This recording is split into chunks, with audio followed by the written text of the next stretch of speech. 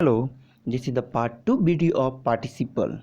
Okay, in the first video, we all studied about the differences between gerund and participle, and we studied about first rule of participle, in which we studied that any verb which is in progress, any action which is incomplete, we term as we use what present participle, and if action is completed then we use past participle. Okay, अब इसमें हम लोग second rule इसको आगे हम पढ़ेंगे, continue करते हैं. ठीक है, चलिए अब सेकेंड रूल समझने की कोशिश कीजिएगा.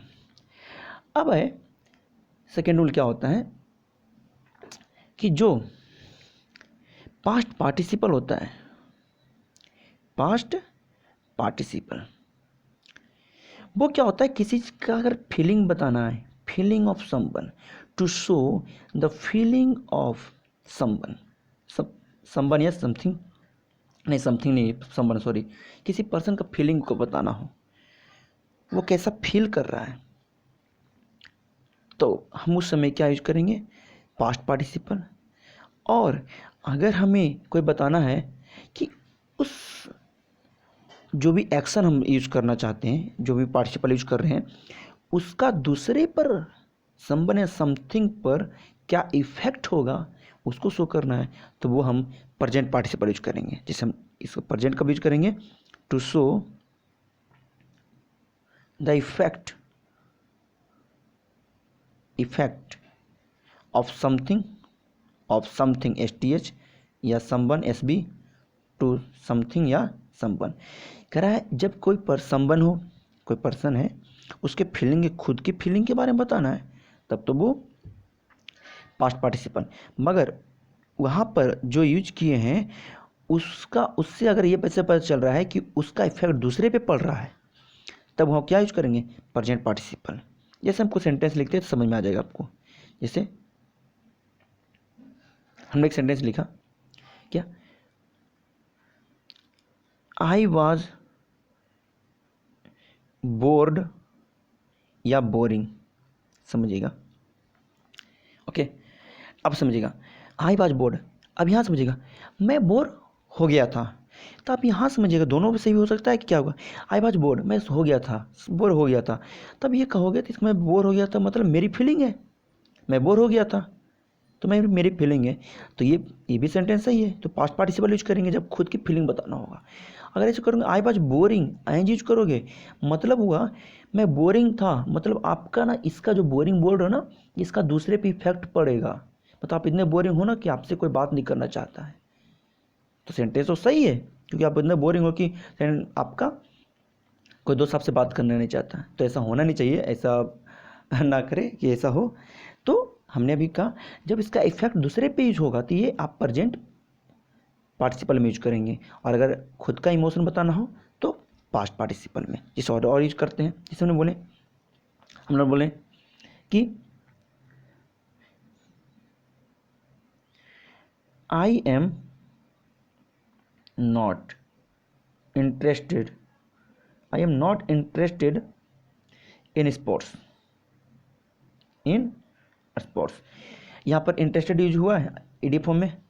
तो मैं स्पोर्ट्स में इंटरेस्टेड नहीं हूँ, मैं स्पोर्ट में इंटरेस्टेड नहीं हूँ, मेरी फीलिंग है, माई इमोशन है, तो हमने यूज़ कर दिया क्या, पास्ट पार्टिसिपल.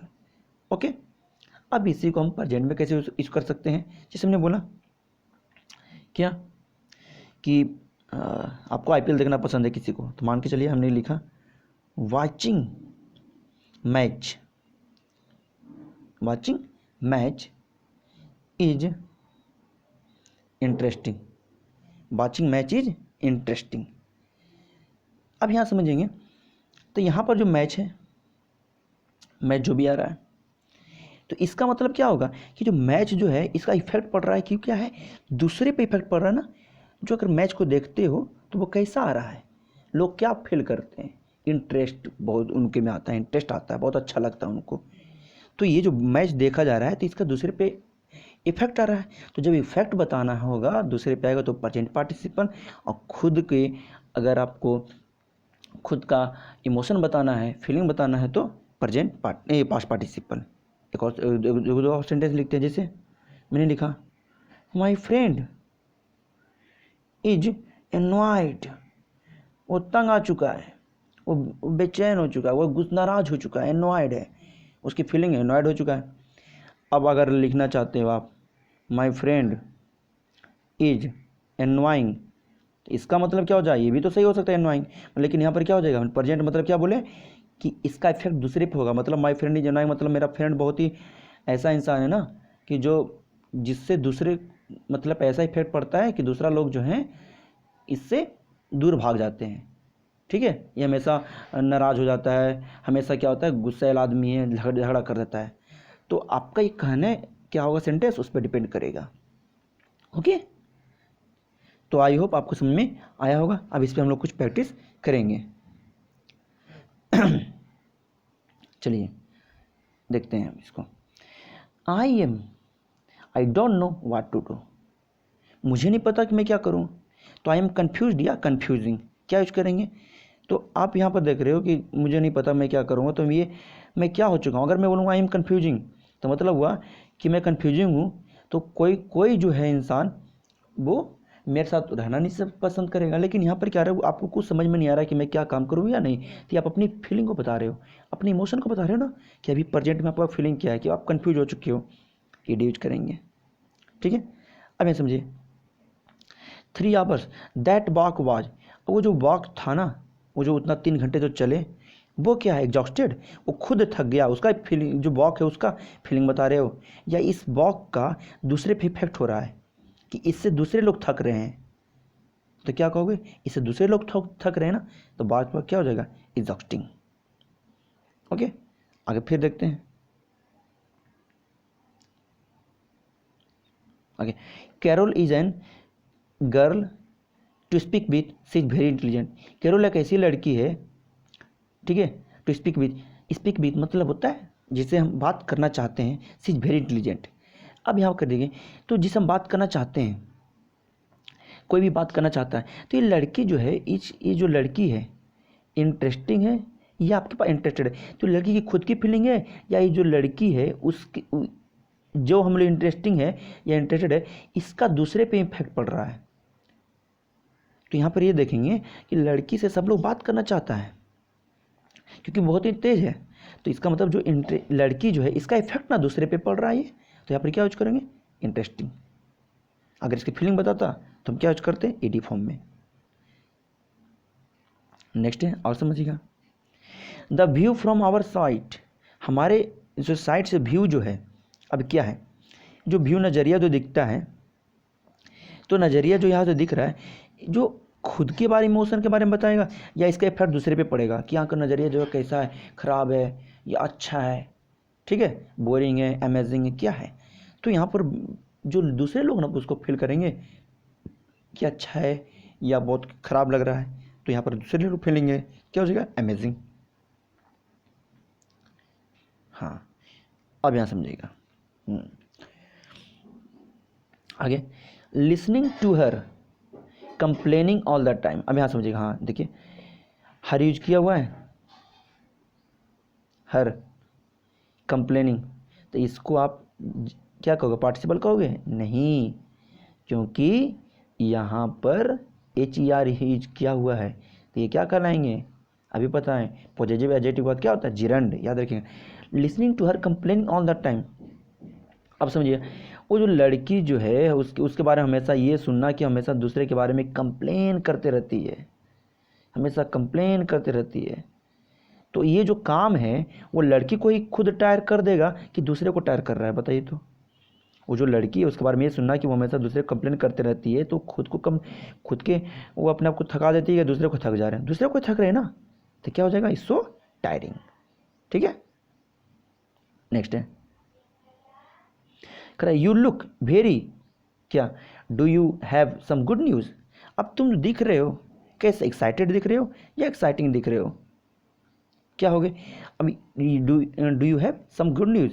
अब कोई आदमी पूछ रहा है कि ये आदमी जो है वो तुम कैसे दिख, एक्साइटिंग दिख रहे हो, इसकी फीलिंग है या आपके पास ये इसका इफेक्ट दूसरे पे पड़ रहा है, तो आपने कोई या दूसरा आदमी जब इससे पूछ रहा है कि अरे कोई अच्छी खबर है क्या, इसका मतलब अगर ये अगर उदास रहता, इसको लगता कि हाँ कोई बुरी खबर है, अगर ये खुश है तो कोई अच्छी खबर है, मतलब जो इसका आप कह सकते हो कि जो इसका एक्शन है वो इसका इफेक्ट जा रहा है, आगे पे जा रहा है ना, इसका मतलब क्या हो जाएगा, you look very exciting. Okay,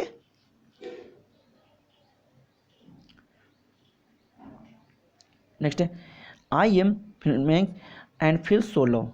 कर अब मैं जो हूँ बहुत ही कमज़ोर महसूस कर रहा हूँ, और मैं क्या हूँ, ठीक है, तो मैं कमज़ोर फील कर रहा हूँ, यहाँ पर फील भी वर्ड आ गया, तो मैं फील कर रहा हूँ कि मैं कमज़ोर हूँ, मैं बहुत ही डिसपॉइंट हो गया हूँ। तो यहाँ पर हमने बताया खुद की फीलिंग के बारे में बताना है, क्या करते हो, पास्ट पार्टिसिपल।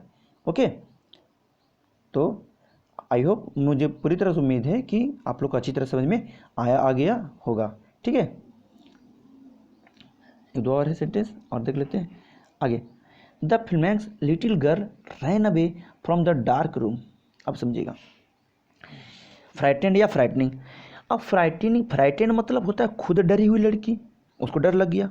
और फ्राइटनिंग मतलब क्या हो जाएगा, वो लड़की जो इतनी डरावना है ना कि जिसका दूसरे इफेक्ट पड़ता है। फ्राइटनिंग आईएनजी हम बता दिए कि जब प्रेजेंट पार्टिसिपल यूज करो, इसका मतलब क्या, उसका इफेक्ट दूसरे पे जाना चाहिए।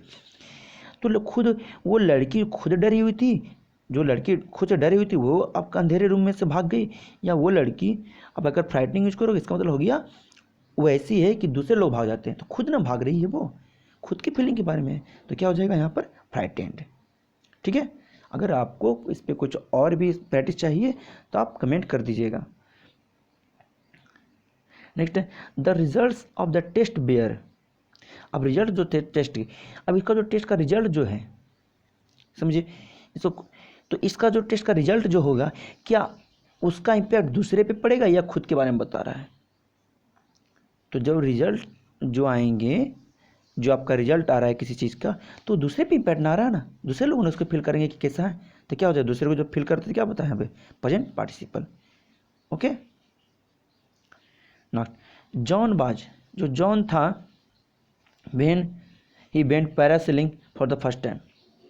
अब जब वो पहली बार पैरासेलिंग पे गया, ठीक है, वो गया, तो उस समय वो क्या था, तब समझिए वो खुद डरा हुआ था कि ऐसा था कि दूसरे लोग डर गए, तो खुद न डरा हुआ होगा, जब खुद गया होगा तो वहाँ पर खुद डरा हुआ होगा कि वहाँ पहली बार जब गया, तो ऐसा होगा कि वो जब गया तो दूसरे लोग डर के भाग गए, खुद डरा हुआ था, तो क्या यूज करेंगे, टेरिफाइड।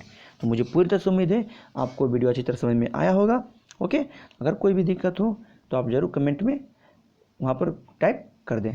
तो thank you for this and keep learning and stay with us. Thank you.